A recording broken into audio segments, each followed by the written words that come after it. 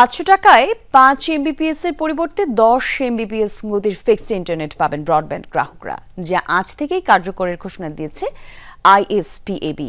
সেবাদাতাদের এই সিদ্ধান্তকে সাধুবাদ জানালেও দেশের মোবাইল এবং ব্রডব্যান্ড সেবার মান নিয়ে অসন্তুষ্টির কথা জানান প্রধান উপদেষ্টার বিশেষ সহকারী। সেবার মান বৃদ্ধির জন্য সংশ্লিষ্ট অপারেটরদের মধ্যে সমন্বয়ের আহ্বান জানিয়েছেন বিটিআরসির চেয়ারম্যান।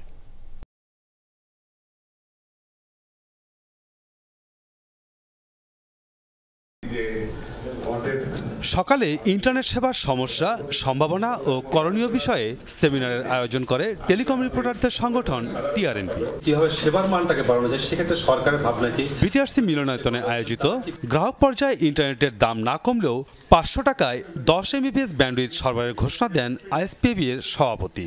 বলেন, নীতি সুবিধা প্রদান করা হলে একই টাকায় শিগগিরই সর্বনিম্ন 20 এমবিপিএস গতি দেওয়া সম্ভব হবে।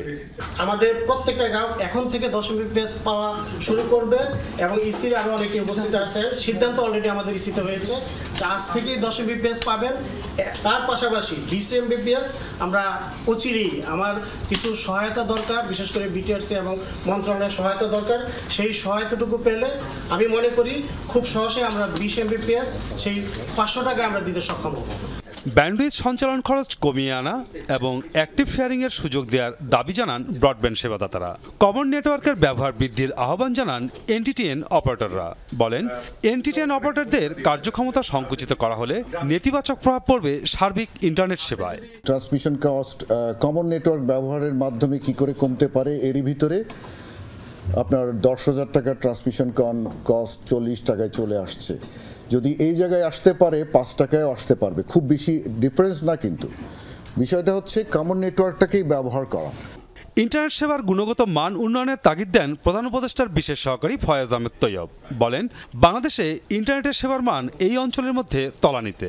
বাংলাদেশে যে ইন্টারনেট কোয়ালিটি, এই কোয়ালিটিটা পৃথিবীর সবচেয়ে নিকৃষ্ট। এই নিকৃষ্ট পণ্য আপনি একটা মধ্যমানের ভ্যালুতে বিক্রি করেন, অর্থাৎ আপনি যদি এখানে কোয়ালিটি বাড়ান, তাহলে বর্তমান বেঞ্চমার্কে এটার দাম আসলে অনেক বেশি পড়ে।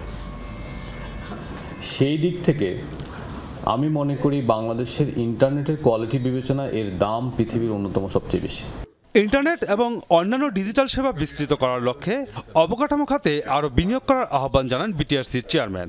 কিন্তু মোবাইল অপারেটর থেকে অ্যালাউ করেছি তাদের যে ট্রান্সমিশন ছিল সেই ট্রান্সমিশনটা ব্যবহার করার জন্য। মোবাইল অপারেটররা সেই ট্রান্সমিশন রিপেয়ারের নামে সেটাকে বারবার করে অ্যালাইভ করেছেন, এখন পর্যন্ত এটা চালিয়ে যাচ্ছেন। ওনারা এই কথা শোনেন নাই। এনটিটিএনরা এটা নেটওয়ার্ক সেপারেট করার জন্য যেটুকু ইনভেস্ট করার কথা, they did not do it. সভায় জানানো হয়, টেলিকম খাতে শৃঙ্খলা ফিরিয়ে আনার জন্য টেলিকম আইনের পরিবর্তন আনা হচ্ছে। Content and digital service development. Masuduzzaman Robin, Jamuna news, Dhaka. কাজই হয়েছে।